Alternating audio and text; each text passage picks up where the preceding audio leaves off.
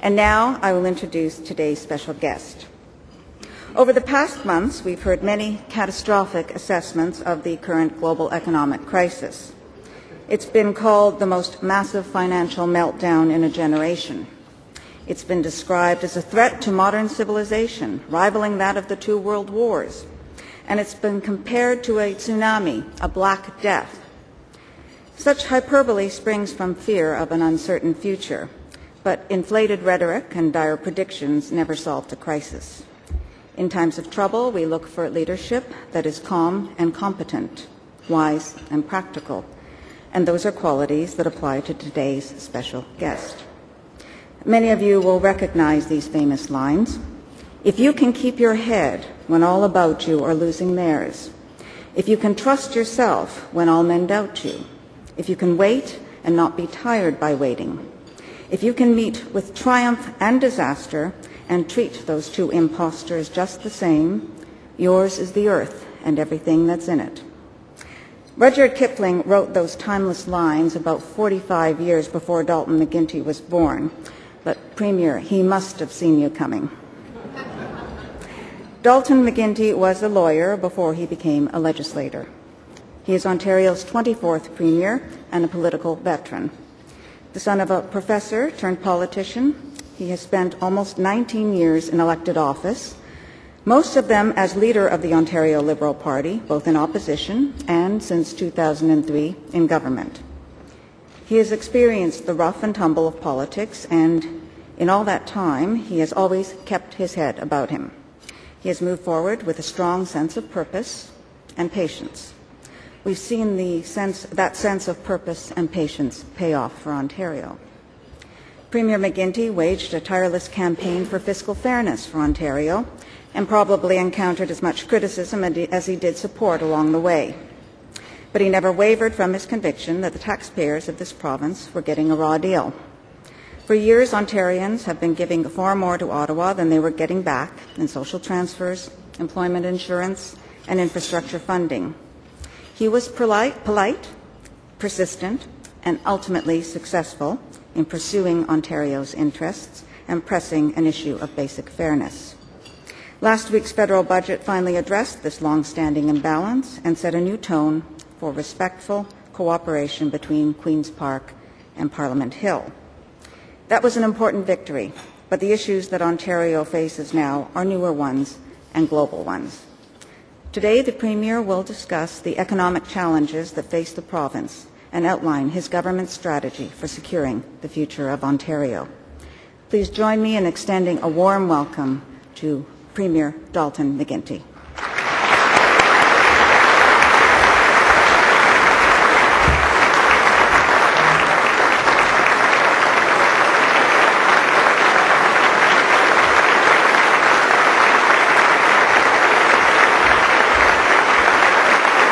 Thank you very much.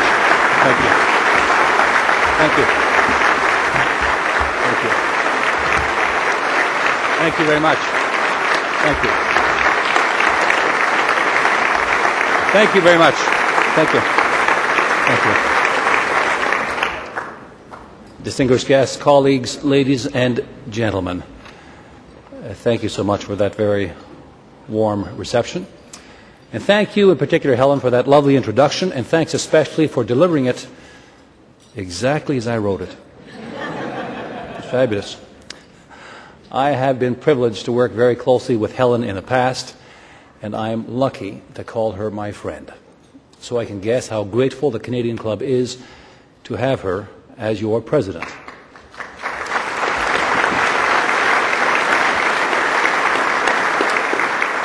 It is always a privilege to speak to members of this historic organization.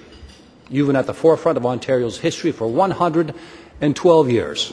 To put it another way, you've been around since the days when Don Cherry's collars were fashionable. You know, I love hockey. I love watching a game on TV with my kids.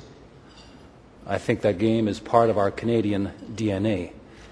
It's a window into who we are and how we see our world. That became clear to me during the 1972 Summit Series. You may recall, Back then, we invited Russia over for a friendly competition. We won, but not before Russia had badly shaken our confidence in our game. That series changed the way Canada played the game and how we saw ourselves. The Russians showed us if we wanted to stay the best in the world, we'd have to play better and smarter. We knew that we had to bring up our game, and we did. So after that series, we imported some of the best players in the world, and we learned from them. We started to train our own players differently. We got serious about the business side of the game, and all that hard work paid off big time. Just a few weeks ago, our juniors won their 5th straight World Championship.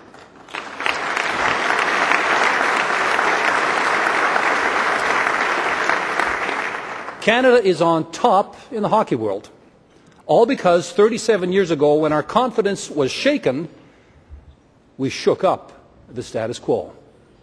We decided we were never going to settle for second place, ever. We decided we would do what it takes to win. Now, that series and the lessons it offers us came to mind the other day when I was thinking about the state of our economy. Imagine for a moment where we would be if we took that same approach to our economy. Because while we could muscle our way through this global recession and maybe even come out slightly ahead, what we really need to do is raise our game and raise our sights. Because let's be honest here, other places in the world have figured out how to compete against us. And in some ways, they're pulling ahead. So we have a choice to make. Settle for second place or figure out a new way to win. I'm for winning, and I believe Ontarians are too. So today I want to talk to you about two things. What we've done to strengthen the Ontario economy and what we need to do to build a stronger, sustainable, more competitive economy for the future. So to begin, what we've been doing. The good news is Ontarians haven't been standing idle. We came into this recession in a stronger position than most. Ces 5 dernières années, la population de l'Ontario a fourni un travail aussi bon qu'acharné. Ensemble, nous avons rétabli la vitalité de nos services publics ainsi que la confiance à leur égard. Ontarians have worked hard and well during the past 5 years. Together, we've restored confidence in our public services. We have more teachers for our children, more nurses and doctors for our families, and more water and meat inspectors and police protecting all of us. And in return for those new investments, we got results. Smaller classes, higher test scores, shorter health care wait times, safer streets, and more protected green space. Ontarians have worked equally hard and successfully to strengthen our economy. Together, we've moved aggressively on our 5-point plan.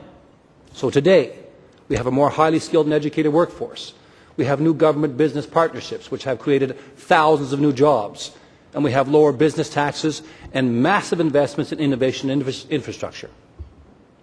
Those gains remain a strong foundation for future growth. It's important to recognize, even though our position was stronger than most going into this recession, we have hardly escaped the pain and anxiety that it causes. Many of our families have been hurt by job losses. Many of our businesses have been felled by a collapse in demand and credit. Ontarians are anxious, and understandably so. I want to assure you, our government's highest priority is to help Ontarians through this recession and build a stronger, more competitive economy. You see, we have to do both. We have to grapple with the present and build for the future. This crisis will end. Confidence will be restored. The economy will grow. All this is absolutely certain. What Ontarians will determine is how strong that growth will be in the coming years. And here's where we need to make a choice. Because we can coast on our achievements so far, or we can bring up our game. I believe Ontarians are for bringing up our game. I believe we are eager to build a stronger economy for the post-recession world. I believe we are prepared to do what it takes to win for our children a good quality of life supported by a good standard of living. Now, winning this begins with an understanding. We face some pretty fundamental challenges to our economy. Challenges to our businesses, our families, and our governments. First of all, our businesses need to invest more of their resources to keep ahead of the competition. On average, Ontario businesses spend 16% less than they do in the US on new productivity-enhancing technologies. And they invest 1/3 less in research and development. Our businesses need to invest more in their employees as well, because our greatest resources are the skills and creativity of our people. Furthermore, some of our businesses still count on a low dollar and low energy cost for their profitability. I think we all know that's just not sustainable. Our dollar is volatile at best, and energy prices will most certainly increase, driven in part by carbon pricing. Carbon pricing is coming to North America just as surely as night follows day. This will likely be driven by President Obama through a cap-and-trade program. Carbon pricing will create challenges for some and real opportunity for others who are prepared. It's clear the game is changing, and our businesses are going to have to be at their very best if they want to compete and win. And government needs to help by making investments in workers, technologies, and research more affordable. Another hard truth we need to acknowledge is that our families are facing challenges. One of the most pressing is that our young people are not going far enough in school. You know, we can all be very proud of the fact that Ontario now has the highest rate of post-secondary education in the Western world. 40% of our people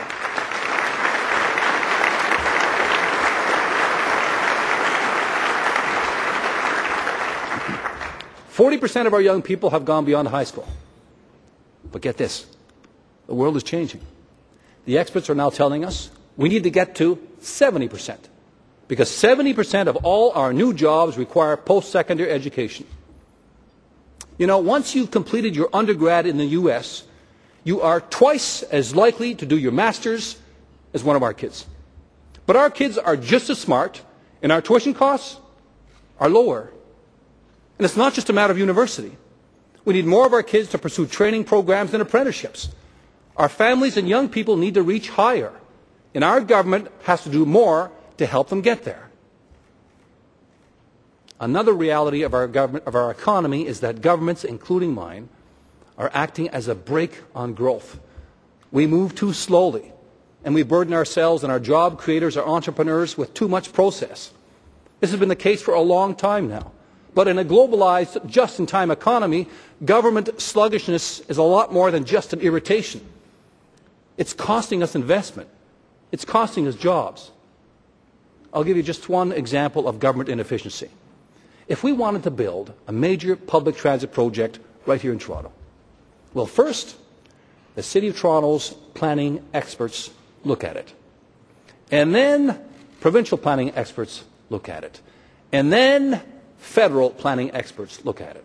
So that millions of dollars have been spent, and sometimes years have gone by before a single shovel touches the ground. We've got to be faster and better than this, especially now. That's why our government has put in place a 6-month time limit for environmental assessments on transit projects. It's one step in the right direction, but there are many, many more steps to be taken. I can tell you my government embraces the challenge to become fast and friendly, and will do it in a way that always protects the public interest. Comme le reste du monde, l'Ontario devra s'accommoder d'importants déficits. Il nous faudra freiner les hausses des dépenses relatives aux nouvelles initiatives.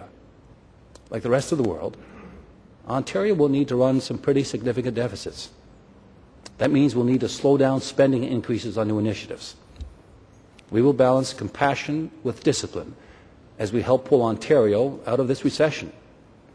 We will keep the gains we've made in education and in health care, and we will begin to take steps to change our game, to make our economy stronger. Earlier I mentioned the world is moving in the direction of carbon pricing. It's on the way. It is inescapable. We saw this coming years ago, so we've been laying the groundwork. That's why, for example, we're phasing out coal-fired electricity generation. And it's why we've been working on carbon pricing with California and other states and with Quebec. Because to paraphrase the great one, there's no point skating to where the puck has been. You want to skate to where the puck is going. The truth is, the places that reduce carbon first are going to have a competitive advantage. We need to get there first. That's why when the legislature returns shortly, we're going to introduce a new Green Energy Act. There are tremendous opportunities to be had in a green economy. Our intention is to unleash an explosion of new green energy and create more than 50,000 jobs over the next 3 years. At the same time, we're going to make it easier and simpler to get new wind turbines, solar panels and biofuel plants online and plugged into the Ontario electricity grid. Our province will be greener and stronger and in a much better position to compete and win against the rest of the world. My friends, I've laid out 3 important challenges today. We need our businesses to become more competitive. We need our families and young people to reach higher in schooling and in their training. And we need our government to pick up the pace in our dealings with job creators. None of these challenges are easily overcome.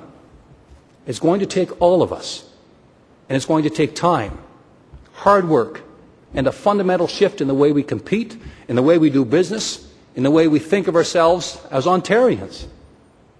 You know, we could simply outlast this recession, kind of grind our way through, win a few battles along the boards, so to speak.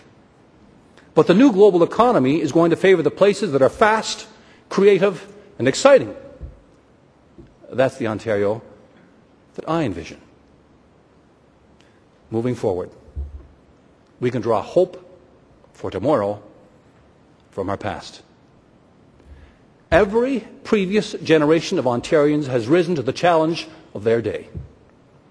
We settled this cold, harsh northern land and built a basic way of life for ourselves. Then we built up this province to provide us with the extraordinary quality of life we enjoy today. Along the way, we fought in great wars and through a Great Depression. Our pace of progress has sometimes been slowed, but always we kept going. Always we found a way. Generation after generation, building on the foundations we inherited from our parents, we built something even better for our children. Let's take up our challenge with confidence and determination. There is much at stake, but we have much to give by way of experience and ambition. And we have so much to gain. An economy that will support a high quality of life for all Ontarians. An economy that will fund top-notch public services for all our families. An economy built on our shared understanding that its true purpose, its noble purpose, is to build a strong, caring society. And it seems to me, my friends, that is something worthy of our highest aspirations and our greatest efforts. Thank you very much.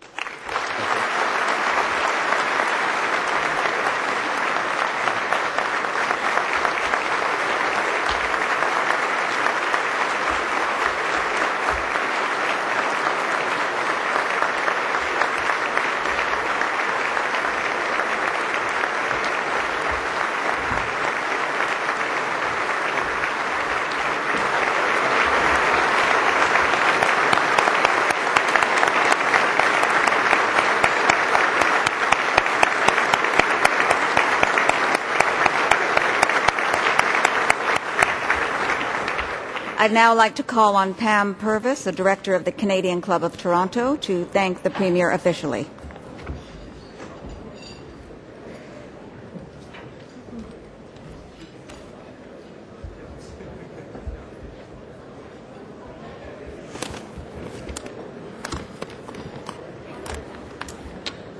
Good afternoon. It's a pleasure to have the opportunity to thank you, Premier, for an important talk at an important time. There is never a time when difficult decisions aren't required of political leaders. How much more challenging is it to make tough decisions during tough times? Sometimes the necessary decision is the decision that goes against the grain. Sometimes it's a decision that carries within it the seeds of longer-term challenges. Today's challenges call for leadership in all walks of life. We all must exercise common sense, responsibility in our homes, our workplaces, and in what we ask of government. We must work with government and take the long view of the health of this province. This unsettled time is a unique opportunity for real and lasting change. Winston Churchill once said that a pessimist sees the difficulty in every opportunity, and an optimist sees the opportunity in every difficulty. I think we will rise to the challenge. Your encouraging words help us rise to the challenge, and I'd like to thank you very much for joining the Canadian Club today. I'd also quickly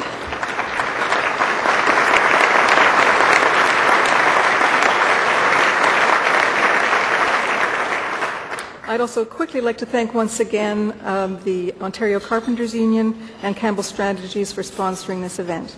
Thank you very much.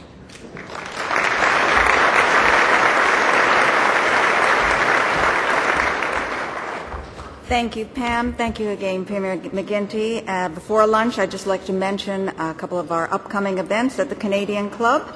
On February 9th, we host a panel of 3 distinguished Ontario University Chancellors: David Dodge, Chancellor of Queen's University, the Honourable David Peterson, speaking for the University of Toronto, and John Thompson for the University of Western Ontario. And on February 10th, we welcome to Canada the widely admired Global Chair and CEO of GE, Jeffrey Immelt. To order tickets to any of these events for the Canadian Club, please visit canadianclub.org. This concludes our television programming, which will be broadcast on Rogers. And now, ladies and gentlemen, before lunch, please join me in a toast to Canada.